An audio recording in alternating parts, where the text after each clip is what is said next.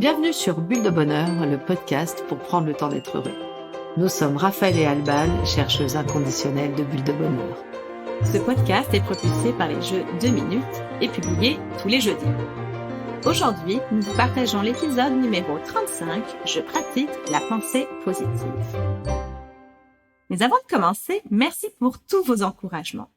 Vous êtes nombreux à nous soutenir et à nous dire combien ces bulles de bonheur sont sympas à écouter. Ça nous fait chaud au cœur. Merci également à tous ceux qui se sont inscrits à notre page Instagram. Et pour les autres, courez vous abonner à notre page Instagram bulle.debonheur. Oh là là, mais qu'est-ce que ça me chicote! Une amie me racontait qu'elle était avec sa fille, prise sous une fine pluie. Elles se dépêchaient toutes les deux pour rentrer chez elles. Une fois arrivée à la maison, la pluie s'est mise à redoubler. Mon amie était vraiment énervée d'être toute mouillée et ruminait des pensées négatives, alors que sa fille, elle plutôt, sous un ton joyeux et presque léger, lui dit « Maman, tu sais, on a trop de la chance, on est rentré juste à temps. » Cette petite histoire anodine m'a fait prendre conscience que nos pensées dépendent du regard que l'on pose sur les événements. Et là, ça me chicote. Certaines personnes sont-elles plus prédisposées à voir les choses du bon côté? Est-ce possible de s'entraîner à avoir des pensées positives sans nier la réalité du monde qui n'est pas toujours idéale? Vous l'avez certainement déjà expérimenté. Quelquefois, des pensées négatives se forment dans notre esprit et tournent en boucle. Ces pensées nous enlèvent une grande partie de notre énergie et nous empêchent de nous concentrer. Toutes ces pensées sombres, ces pensées noires, ces pensées limitantes, quelle que soit leur forme, leur couleur, elles impactent notre perception, notre comportement. En fait, elles nous isolent, elles nous mettent de mauvaise humeur, elles nous rendent agressifs, voire tristes. Et, de ce fait-là, elles entament largement les relations avec notre entourage. Alors, la couleur de nos pensées, elle est liée à la couleur de nos émotions. Vivre des émotions désagréables, et c'est normal d'en vivre, vont nous entraîner à vivre des pensées négatives.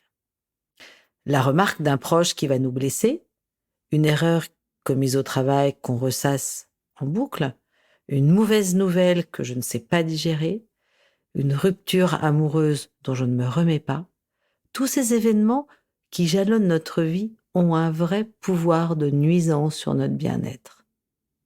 Ces événements nous entraînent souvent dans un processus d'auto-accusation, de jugement et de généralisation vis-à-vis de nous-mêmes. Rien de tel pour alimenter nos fausses croyances et nous conforter dans des scénarios limitants. On en a parlé dans notre bulle de bonheur 29, je dépasse mes croyances. La psychologie s'est beaucoup penchée récemment sur toutes ces pensées négatives et a mis en avance et en évidence l'importance de la manière de penser et ce qui a permis d'identifier des types de pensées négatives. Alors on va faire un petit détour pour juste un petit peu aller les observer. Le premier, je vais l'appeler le filtre mental. C'est celui qui va nous amener à nous focaliser sur le négatif et à ignorer, voire même dévaloriser le positif. Par exemple, après un dîner où j'ai fait un peu trop cuire la viande et un invité n'a pas pris de dessert, je vais filtrer l'information et dire « de toute façon, c'était totalement raté. Mon plat était trop cuit et il y en a certains qui n'ont pas aimé mon dessert. » Et j'occulte complètement l'apéro qui était super sympa, les vins délicieux que nous avons bu, les légumes qui étaient parfaits, le temps que nous avons passé à rire, les échanges profonds que nous avons partagés aussi. Et en fait, quelque part, tout ça est comme filtré et mis de côté. Un autre type de pensée négative, c'est l'utilisation de temps en temps un peu abusive que nous avons des verbes devoir et falloir. Je devrais, il devrait, je dois, il faut, nous devons. En fait, ces verbes vont nous amener à penser que nous sommes privés de choix et que nous sommes contrôlés par l'extérieur. Si j'avais une image à apporter entre je dois partir faire des courses, par exemple, c'est comme si je traîne 10 boulets derrière mes pieds, alors que si je dis je choisis de faire des courses, là, je porte l'événement ou la chose que j'ai à faire avec beaucoup plus de légèreté. Et pourtant, la tâche reste la même. Un autre type de comportements qui nous emmènent vers des pensées négatives. Toutes les étiquettes que je peux me coller. Au lieu de dire je me suis trompé, là je vais dire oh, je suis trop nul, c'est pas possible d'être aussi débile. C'est pas excessivement valorisant. Dans le même style que les étiquettes, le blâme, il est pas mal celui-là non plus. On s'accuse à tort et à travers, et souvent, on accuse les autres aussi. Comme par exemple, c'est de ma faute, j'aurais dû y penser. Ou alors, de toute façon, ça c'est à cause de mon éducation, je n'ai jamais appris à demander. Un autre point qui n'est pas toujours très positif non plus, c'est la victimisation. Mais pourquoi ça tombe sur moi?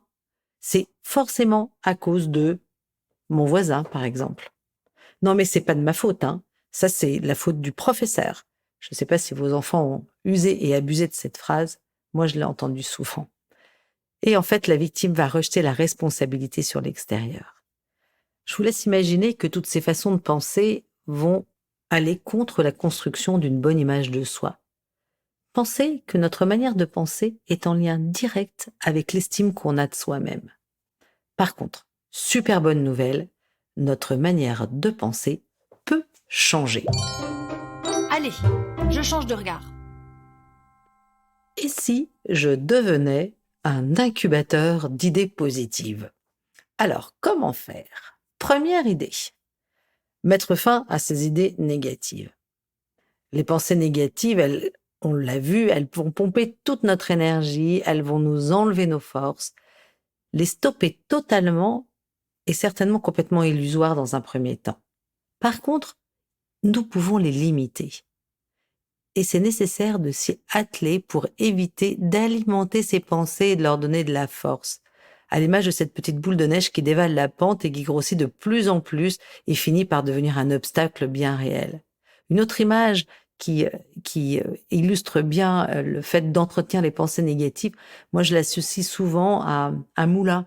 Le moulin, si on n'y met plus d'eau, il ne tourne plus. Par contre, si on y met de l'eau, il continue à tourner. Mettre fin à ces pensées négatives peut d'abord se faire en coupant la source d'alimentation de ces pensées. Comment faire?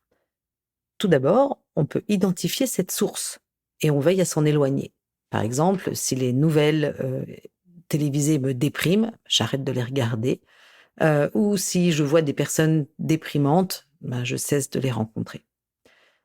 Je peux provoquer en moi-même la coupure par une action qui va mettre fin à la rumination. Par exemple, méditer, bouger, l'activité physique va permettre de débrancher le mental. Pour réduire cette source d'alimentation et pour la couper, nous pouvons aussi déprogrammer notre cerveau.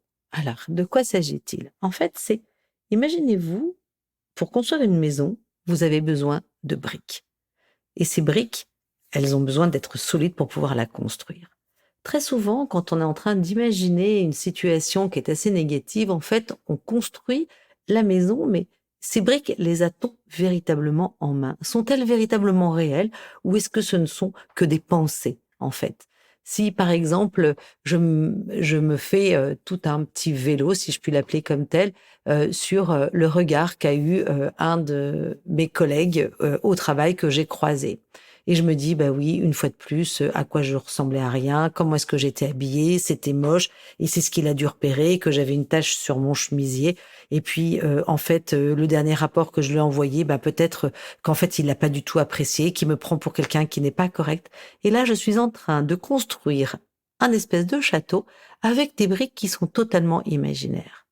Ce collègue ne m'a jamais dit qu'il me trouvait mal habillée, ne m'a pas dit que j'avais une tache sur mon chemisier, ne m'a pas dit non plus que le rapport que je lui ai fourni n'avait pas d'intérêt et n'était pas à la hauteur de ce qu'il attendait. Dans ce cas précis, pour couper cette source d'alimentation, je peux me poser la question, quand mon petit vélo se met en route, c'est de me dire, mais est-ce que ça, je l'ai entendu? Est-ce réel? Est-ce exact? Si ça ne l'est pas, je me dis non, stop, on arrête, je suis en train de construire une maison sans briques réelles. Pour résumer, comme dit Edgar Tolle, il s'agit de se faire l'observateur de nos propres pensées afin que le mental ne prenne pas le pouvoir sur nous, mais que nous reprenions le pouvoir sur notre mental. Il est parfois difficile d'identifier tout de suite ces pensées négatives, car celles-ci, nous l'avons évoqué, peuvent être tellement inconscientes qu'il nous est impossible d'associer notre état à une pensée. Certains malaises, de l'anxiété, du découragement. Elisha Goldstein, elle propose alors d'observer nos mauvaises habitudes, les comportements qui nous découragent et qui nous énervent. Ce sont très souvent des comportements qui sortent de la normale par leur excès. Trop boire, trop manger, trop stresser, trop culpabiliser, trop. Et en fait, en se concentrant sur ces attitudes-là, vous parviendrez à remonter à la source de vos pensées. Deuxième idée pour être un incubateur de pensées positives. Alors, c'est être créateur de ces pensées positives.